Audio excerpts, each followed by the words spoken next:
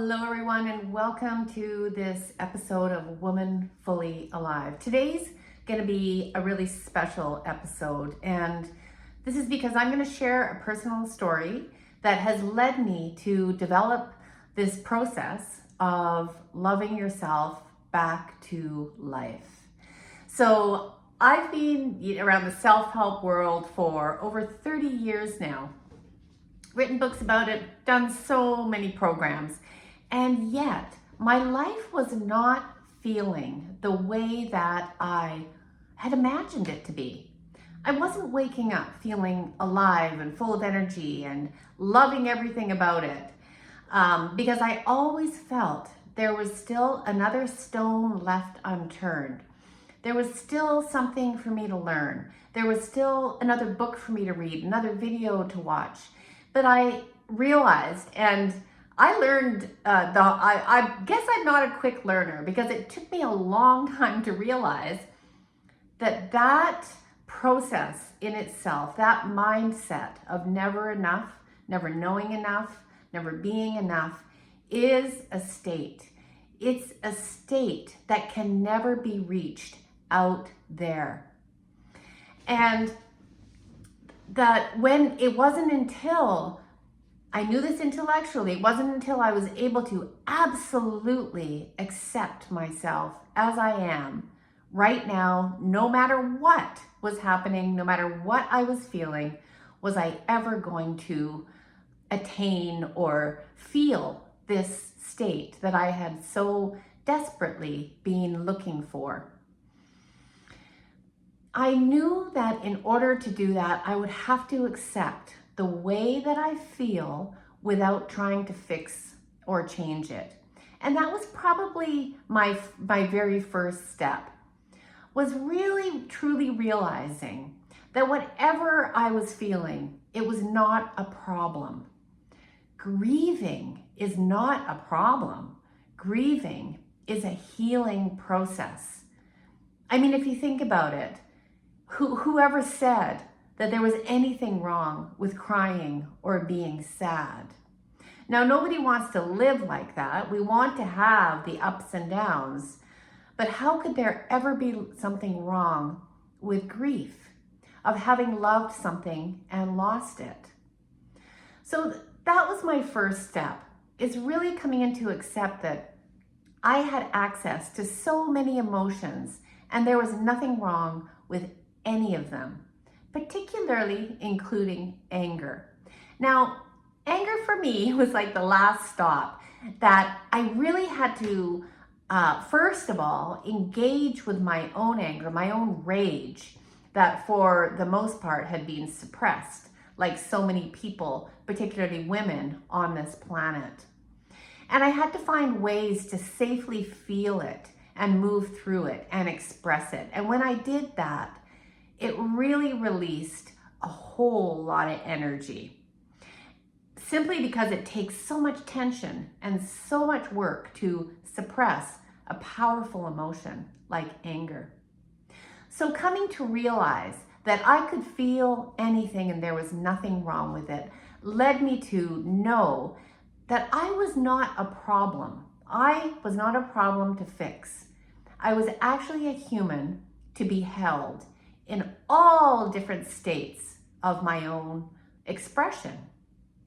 My second step really was to embrace my body, to get in a really good relationship with this vessel that has been holding me patiently through whatever I put it through, from the day that I was born into this world until the day that I die and I leave my body behind. Part of that was realizing that this body is temporary, but my soul is not. So this particular incarnation, called Madeline, will never again be here in this shape and form. And when I realized that, like really understood that, I realized I couldn't take myself for granted anymore. I really had to take care of myself, because I wasn't getting another body in this lifetime. I mean, I might have I could have some kind of transplant. I might have a new body part put in, but this is where I was going to be living until the day that I took my last breath.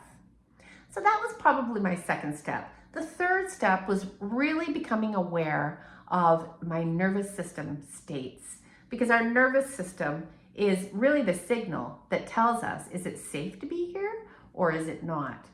Is it safe to be here in this body or is it not? So you can see how that was really an essential part of this. So the last part I want to tell you about is really a moment in time that for me, everything changed. I was aware of my nervous system. I started to become more present in my body. I allowed my emotions. Now, my history has been, if there was trauma in my life, it was from not being seen. So not being seen and heard and acknowledged and validated as a child is a trauma, because, and it's harder to pinpoint it, because I had a very loving household. I was safe. My parents did so much for us and with us. And you know, if it's something like physical abuse, you can see it, you know it, and yes, that happened, there's no question about it. But not being seen, in other words, rendered invisible, when you're a living, growing person, particularly in teenage years, with all of your emotions and sometimes wacky opinions and whatever else, if it's not a household that can be, doesn't have the capacity to hold such individuals, it makes it very difficult for the child to see themselves. And so just knowing, and I was a very sensitive child, so, you know, we've all had moments like this. I think I just took it much, much deeper. And so we've all had moments of, you know, wanting our parent to be there and they're not there. For some kids, that's just not a big deal and you move on. But for other kids, it really lands in a feeling of being alone and not seen. Okay, so here, let me get to the part that I want to talk about.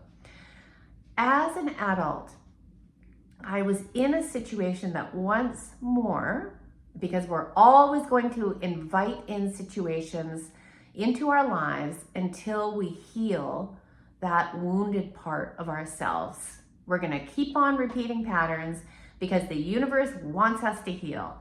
The universe wants us to be whole and integrated. So once again, I was in a situation where I had brought up something about myself, said something that I thought was really cool, and it was one of those moments where it didn't land anywhere out there, and it wasn't seen or heard or acknowledged.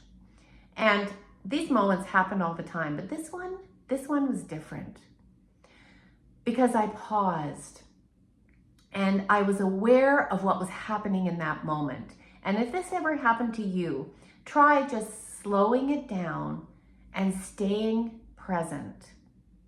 Because if that has been part of your history of wounding, you are likely to either go into a fight response to be heard, or a flight response, like disappearing, even just energetically disappearing, or a freeze, so just shutting down, numbing, just numbing out and not feeling anything, or fawning, so moving into people pleasing. So almost like covering that up, like that didn't happen, and now I'm gonna say something else, or I'm gonna ask them a question about themselves so I can fill in this awkward silence. And that was something that I was really good at doing, at keeping the attention on other people, because it actually, even though I wanted to be seen, it was actually very uncomfortable to be the center of attention. That's kind of what goes along with being a sensitive person. So this time was different. I sat there and I stayed acutely and alertly present to my body. And I felt in slow motion what had happened probably thousands, tens of thousands of times before. I felt the freeze rising in slow motion. I felt my stomach go tight. I felt my throat go tight. and I sat.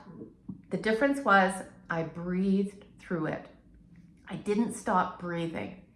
And I started to get really curious because the feeling, it's a terrible feeling if you've ever felt it. And to me, it felt like heartbreak. It felt like absolute heartbreak, and it's painful. And I stayed as a witness to that heartbreak as it was happening in my heart. I felt it, I didn't react, I might have even put a hand on my heart. And I became this loving witness to myself in this freeze reaction. And I held myself and I stayed through it, and the conversation resumed and went on to something else, but I stayed curious. I got in my car and I was driving home, hour and a half that day. And through the whole drive, I continued to hold myself in that feeling as the presence, the loving presence. This was a game changer, because what happened next was nothing short of grace. I started to remember, I started to have a lot of memories of all the times in my life where I felt unseen. So I was a young child, I was 3, I was 6, all these moments where I could see my own face. I was observing me, I was seeing me, and I held myself through my whole timeline, all through the next day, until as I was doing this process that I didn't plan ahead of time, it just naturally unfolded. All I could say was, I love you, I love you, I love you. I see you, I hear you, I will protect you. And these words just came out of my mouth, and they didn't stop. And the younger child, the teenager, the young mother, they kept on circulating.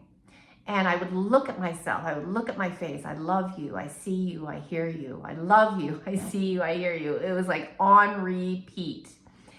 And this wasn't conscious, until I saw those faces in each situation for a last time, and there was a radiant smile on each of them, on each of these parts of myself that had not been seen, acknowledged, validated, integrated into my whole, into the whole of me, were coming back because they'd been buried, they'd been relegated to the sidelines, they'd been pushed out in shame. Because when you can't see yourself, when you're not seen, there must be something wrong with you, right? That's the feeling. There must be something wrong with me because I'm not getting any feedback from my caregivers, right? So we move farther away. All these parts were coming back. And the last round, and again, it unfolded, it wasn't conscious, they had smiles. And I energetically hugged them and loved them, said, I love you, I love you, I love you. I haven't stopped doing that. That moment changed my life. I have never felt happier. I've never felt more alive or whole. And here is the thing that astounded me even more after this, and surprisingly, is I realized I'd been whole and enough all along. And all the fixing and all the books and all the everything that I had done to improve myself, they were just passing time, until I was ready and safe enough in my body to fully accept all parts of me and love all parts of me. I've always been enough. And this enoughness that I now talk about, this aliveness that I feel in my body, I have come to know as love, as self-love, because I am love. That's what it feels like to me. And I had numerous, I'd heard numerous people say this. I read books on self-compassion, self-love, loving everything, loving yourself, all those things, but nothing made sense when it was out there It was just intellectual. Could I have gotten here before? I don't think so. I think I needed to do that. There's nothing wrong with that journey if you're traveling it right now. It's perfect. And I think everything that I'd done in my life up until that moment had led me right there to this right here. I've always been enough. You have always been enough. And if you've ever had any teacher, any guru, anybody anywhere tell you that you're not, it simply wasn't true, and it was a disservice to you. Sure, there's things we can do. We can eat better, we can move more, we can, do all those things, but they're not really going to mean anything. There'll be another step on the hamster wheel until we integrate this piece. So that leads me to today now, to tell you that there's nothing wrong with you. You're not a problem. You're not defective. You're not a mistake. There are no mistakes. And deep down, your soul is enough. You are love. I want to lead you there. And so all this to say, I have a workshop coming up on June 13th at 11 o'clock a.m. PST, Pacific time, where I'm going to take a group of people through this process and give you the steps. It's called Loving Yourself Back to Life. Because I've been talking about aliveness and I knew what it was. And there were moments where I felt it. But now I know that I am it. It is a superpower. There's nothing that anybody can do to take that away from me. I can do anything because I know I'll love myself through it. I can make all the mistakes in the world because I will love myself through it. I can get into arguments, conflicts if I want to. I really choose not to because I love myself so much. And the question that guides my life now is, what would love do? If I really and truly loved myself, which I do, what would I do? How would I treat myself? How would I talk to myself? I would probably get enough sleep. I'd probably want to feed myself pretty nourishing food. I'd probably want to look after my body. That's where this process takes us. And from here, there's nowhere else to go but to share it with you. And so I'm really excited. I will leave the link below and I hope you'll join me for this journey. It's $47 to join me for the workshop. So join me. And I tell you, it is a journey that is worth everything to love yourself back to life. Bye for now. Thank you for watching this episode. I hope it's moved something in you somewhere. Don't forget to, if you liked it, like it, subscribe if you like my channel. And my mission is to remind you, to help people to remember who they truly are.